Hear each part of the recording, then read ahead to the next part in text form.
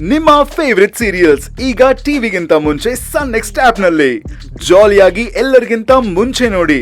ಈಗಲೇ ಸನ್ next app download ಮಾಡಿ ಮತ್ತು ಸಬ್ಸ್ಕ್ರೈಬ್ ಮಾಡ್ಕೊಳ್ಳಿ.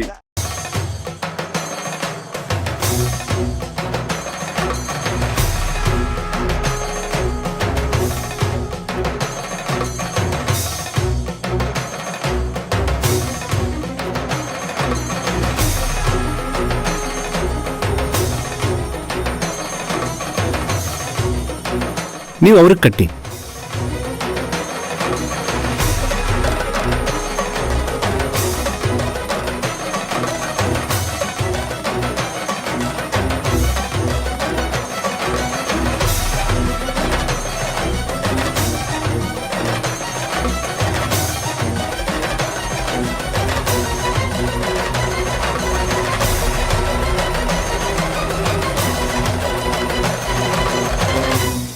ದೇವರಲ್ಲಿ ಪ್ರಾರ್ಥನೆ ಮಾಡ್ಕೊಳ್ಳಿ.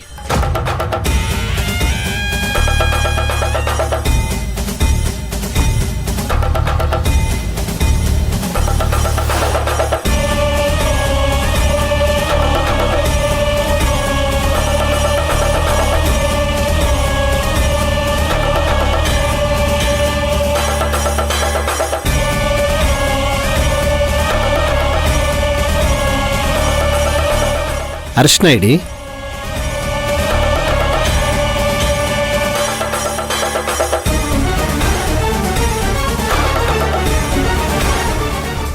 ನೀವು ಬಂದು ಅರ್ಶನ ಕುಂಕುಮ ಇಡಿ.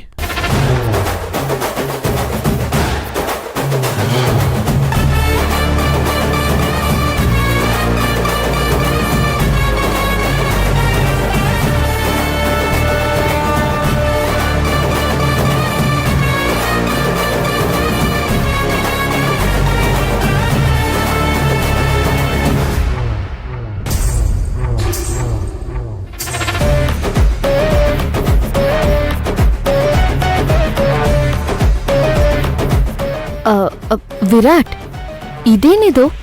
ಈ ದೇವಸ್ಥಾನಕ್ಕೆ ಗೋಪುರ ಇಲ್ಲ, ಗರ್ಭಗುಡಿ ಇಲ್ಲ, ಮೂರ್ತಿ ಇಲ್ಲ, ಬರೀ ಗುಂಡಾಗಿರೋ ಕಲ್ ಮಾತ್ರ ಇದೆ. ಯಾಕೆ? ಆ ಗುಂಡಾಗಿರೋ ಕಲ್ಲೇ ಈ ದೇವ್ರ ಸ್ವರೂಪ. ಈ ದೇವ್ರ ಹೆಸರು ಹುಲಿಕಂತಮ್ಮ ಅಂತ. ಇಲ್ಲಿ ಪೂಜೆ ಮಾಡ್ತಿದಾರಲ್ಲ ಪೂಜಾರಿ ಅವರು, ಅವ್ರ ತಾತನ ಕನ್ಸಲ್ಲಿ ಈ ಹುಲಿಕಂತಮ್ಮ ಬಂದು, ನಾನೊಂದು ಸಣ್ಣ ಗುಂಡದ ಕಲ್ಲಿನ ರೂಪದಲ್ಲಿ ಕಾಡಲ್ಲಿದ್ದೀನಿ, ನನ್ನನ್ನು ಒಂದು ಹುಲಿ ಕಾಯ್ತಿದೆ ಅಂತ, ನೀನೇ ನನಗೆ ದಿನ ಪೂಜೆ ಮಾಡಬೇಕು ಅಂತ ಬೆಳಗಿನ ಜಾವದ ಕನ್ಸಲ್ಲಿ ಹೇಳ್ತಂತೆ.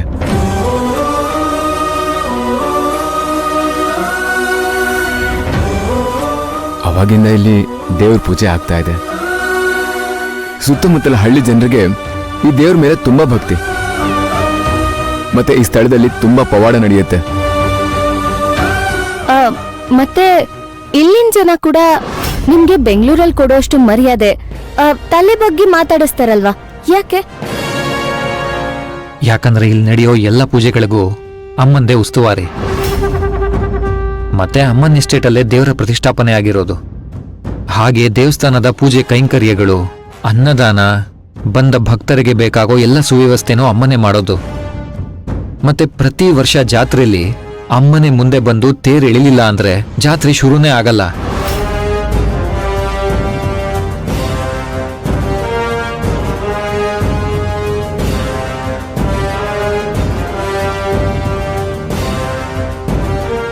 ಅದೆಷ್ಟು ಮಾತಾಡ್ತೀಯೋ ಮಾತಾಡು.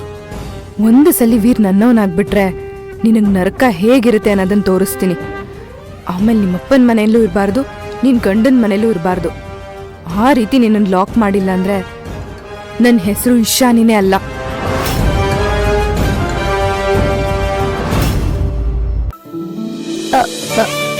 ಹಾಗಾದ್ರೆ ಮುಂಚೆ ಯಾರು ಪೂಜೆ ಮಾಡ್ತಿದ್ರು? ಇಲ್ಲೇ ಪಕ್ಕದಲ್ಲಿರೋ ಎಸ್ಟೇಟ್ನವರು. ಆಗ ಇಡೀ ಜಾಗ ಅವ್ರ ಹೆಸರಲ್ಲೇ ಇತ್ತು. ಅವರೊಂದಿನ ಎಲ್ಲೋ ಹೋಗುವಾಗ ಆಕ್ಸಿಡೆಂಟ್ ಆಗಿ ಇಡೀ ಫ್ಯಾಮಿಲಿ ಸತ್ ಹೋದ್ರಂತೆ.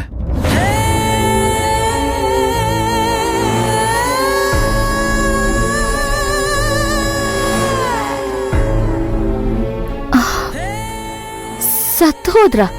ಆಕ್ಸಿಡೆಂಟ್ ಹೇಗಾಯ್ತು? ಹೇಗಾಯ್ತು ಅಂತ ಗೊತ್ತಿಲ್ಲ. ಆಗ ನಾವು ತುಂಬಾ ಚಿಕ್ಕವರಿದ್ವಿ. ಮೋಸ್ಟ್ಲಿ ಅಮ್ಮನ್ ಕೇಳಿದ್ರೆ ಗೊತ್ತಾಗ್ಬೋದು.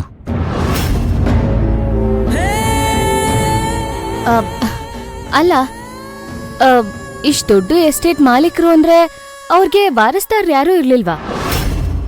ಅದು ಹಾಗಾದ್ರೆ ಮಂಗಳಾರತಿ ಮಾಡೋಣವಾ ಕುಲದೇವರಿಗೆ? ಸರಿ, ಮುಂದುವರಿಸಿ. ಮಂಗಳಾರತಿ ಆಗತ್ತೆ.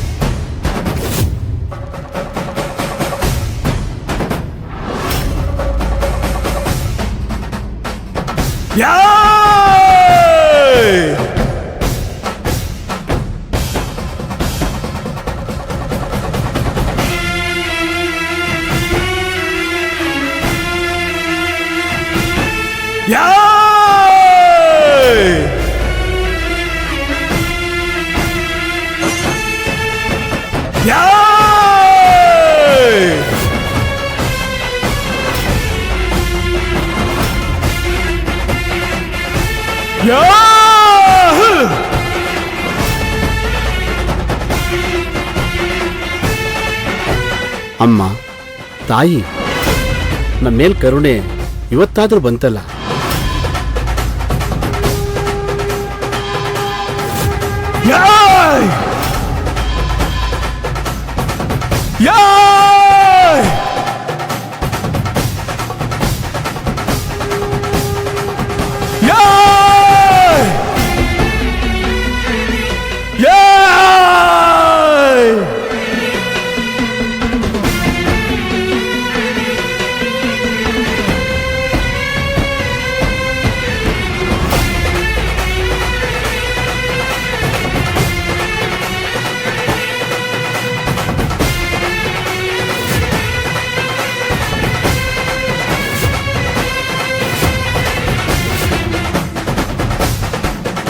ಏನ್ರೋ ಪಿಳ್ಳೆಗಳ,